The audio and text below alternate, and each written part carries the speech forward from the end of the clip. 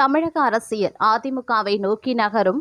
பொறுத்திருங்கள், நல்லதே நடக்கும். அதிமுக ஆட்சி அமையும் என புதுச்சேரி ரிசார்ட்டில் தங்க வைக்கப்பட்டுள்ள அதிமுக எம்எல்ஏக்கள் மத்தியில் அதிமுக பொதுச் செயலாளர் எடப்பாடி பழனிசாமி பேசியதாக தகவல்கள் பரபரக்கின்றன. தமிழகத்தில் நடந்து முடிந்த சட்டசபை தேர்தலில் தாவேகா 108 இடங்களில் வெற்றி பெற்று தனிபெரும் கட்சியாக உருவெடுத்தது. தாவேகா ஆட்சி அமைப்பதற்கான பெரும்பான்மை இடங்களை பெற்றிராத நிலையில் அக்கட்சிக்கு காங்கிரஸ் கட்சி ஆதரவு அளித்திருந்தாங்க. இதன் மூலம் தாவேகா ஆதரவு எம்எல்ஏக்களின் பலம் 112ஆக அதிகரித்துள்ளது. தாவேகா ஆட்சி அமைக்க தேவையான மெஜாரிட்டி பெற இன்னும் 6 எம்எல்ஏக்களின் ஆதரவு தேவை. இந்த சூழ்நிலையில் தனிபெரும் கட்சியாக வெற்றி பெற்ற தாவேகா ஆளுநர் அர்லேக்கரை சந்தித்து ஆட்சி அமைக்க உரிமை கோரியது. ஆனால் ஆளுநர் விஜயை ஆட்சி அமைக்க இதுவரை அழைப்பு விடுக்கவில்லை. 118 எம்எல்ஏக்களின் ஆதரவு இருக்கிறதா என கேட்டுள்ளார். இதனால் திமுக கூட்டணியில் வெற்றி பெற்ற மற்ற கட்சிகளின் ஆதரவை கோரி வருகிறது தாவேகா. அதிமுக கூட்டணி 53 தொகுதிகளில் வெற்றி பெற்றது. அதிமுக தனியாக 47 இடங்களில் வென்றிருந்தாங்க. அவர்களில் சுமார் 30 எம்எல்ஏக்கள் புதுச்சேரி பூரணாங்குப்பத்தில் இருக்கக்கூடிய தனியார் ரிசார்ட்டில் தங்க வைக்கப்பட்டுள்ளனர். தாவேகா ஆட்சி அமைக்க இன்னும் 6 எம்எல்ஏக்களின் ஆதரவை தேடி வரும் சூழ்நிலையில் அதிமுக எம்எல்ஏக்களை தக்க வைக்க இந்த நடவடிக்கை எடுக்கப்பட்டுள்ளதா அல்லது வேறு ஏதேனும் திட்டமா என்ற கேள்விகள் எழுந்து வருகின்றன. முன்னாள் அமைச்சர் OS Maniyan, Thalavai Sundaram, Sevur Ramachandran, Agri Krishnamurthy, Mettur MLA Venkatachalam, Panruti MLA மோகன், நெய்வேலி எம்எல்ஏ சொரத்தூர் ராஜேந்திரன், புவனகிரி எம்எல்ஏ அருண்மொழி தேவன் உள்பட 30 எம்எல்ஏக்கள் உள்ளனர். இந்த நிலையில் இன்றிரவு புதுச்சேரியில் அதிமுக எம்எல்ஏக்கள் தங்கியிருக்கக்கூடிய ரிசார்ட்டுக்கு அதிமுக பொதுச் செயலாளர் எடப்பாடி பழனிசாமி சென்றார்.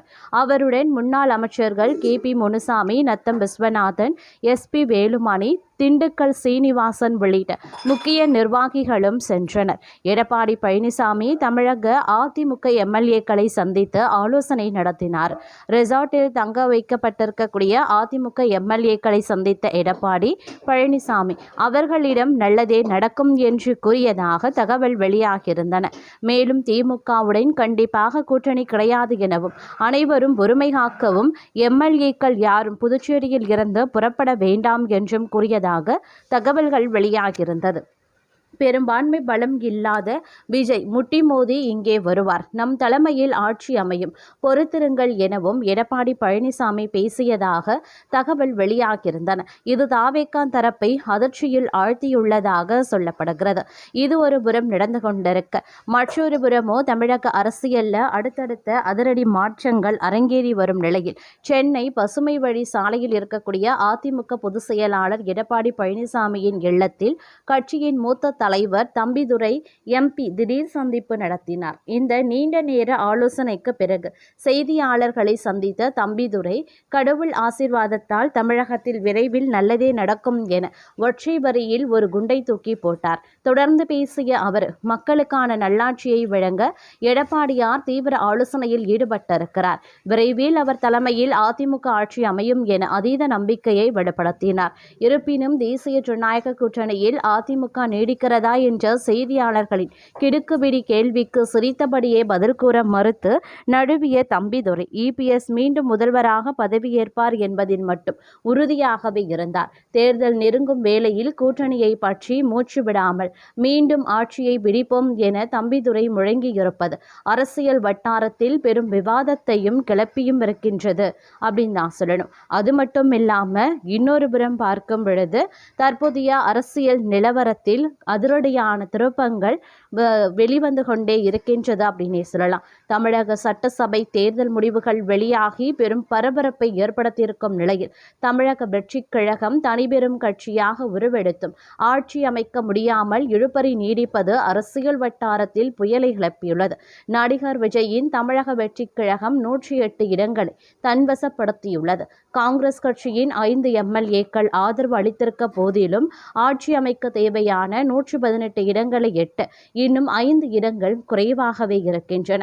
மற்ற கட்சிகள் இதுவரை ஆதரவு வழங்காததால் தாவேக ஆட்சி அமைப்பதில் தொடர்ந்த முட்டுக்கட்டை நீடிக்கிறது.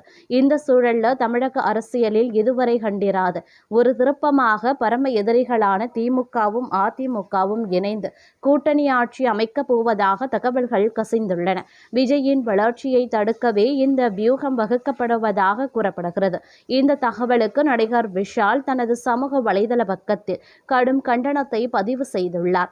அதில் அவர் கூறியிருப்பது, அடுத்த அரசாங்கத்தை அமைப்பதற்கு தாவேக அல்லாத வேறு ஏதேனும் ஒரு தரப்பு, குறிப்பாக கற்பனைக்கே எட்டாத திமுக அதிமுக கூட்டணி அதிகாரத்திற்கு வருமானால் அது சாமானிய மக்கள் மத்தியில் பேரழிவையும் விபரீதத்தையும் ஏற்படுத்தும்.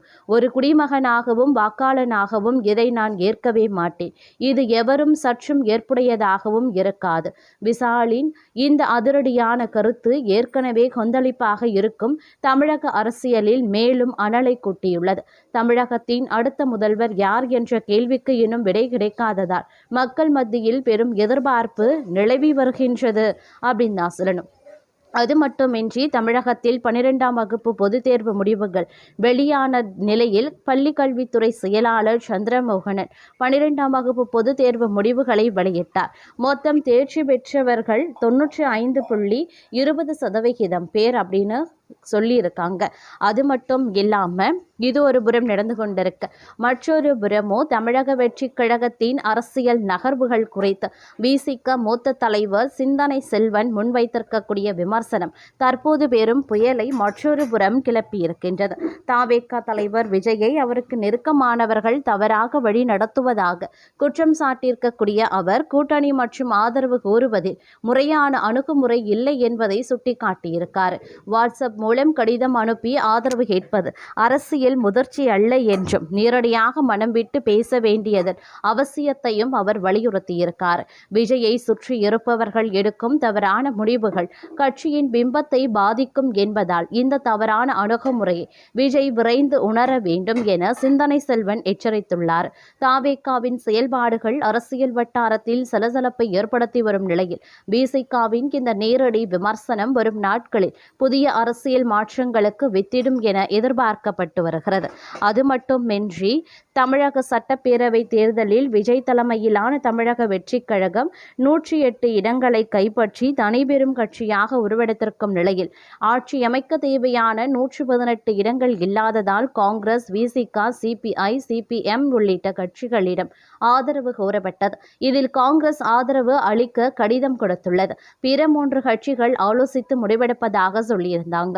மறுபுறம் தனிபெரும் கட்சி என்ற அடிப்படையில் தமிழ்நாடு ஆளுநரிடம் தாவேக தலைவர் விஜய் புதன்கிழமை ஆட்சி அமைக்க உரிமை கோரினார். ஆனால் வியாழக்கிழமை காலை வரை ஆட்சி அமைக்க அழைப்பு விடுக்கப்படாததால் மீண்டும் ஆளுநரை விஜய் சந்திக்க பேசினார். இருப்பினும் தாவேகாவை ஆட்சி அமைக்க கவர்னர் அழைக்காமல் இருந்தார். இது சர்ச்சையான நிலையில் தமிழக பொறுப்பு கவர்னர் அர்லேக்கர் தனியார் செய்தி நிறுவனத்திற்கு அளித்த பேட்டியில் விஜய் மெஜாரிட்டி எண்ணுடன் வந்தால் ஆட்சி அமைக்க அழைக்க தயார். ஆனால் விஜயிடம் எந்த பெரும்பான்மையும் இல்லை. விஜய் ஆட்சி அமைப்பதை நான் தடுப்பதாக எப்படி சொல்ல முடியும்?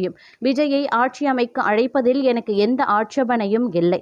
திமுக அதிமுக சேர்ந்து ஆட்சி அமைக்க உரிமை கோரினாலும் சாத்தியம்தான் என்று கூறினார். இதற்கிடையில் திமுக ஆதரவுடன் அதிமுக ஆட்சி அமைக்க தீவிரம் காட்டி வருவதாக தகவல் வெளியாகியிருந்தன.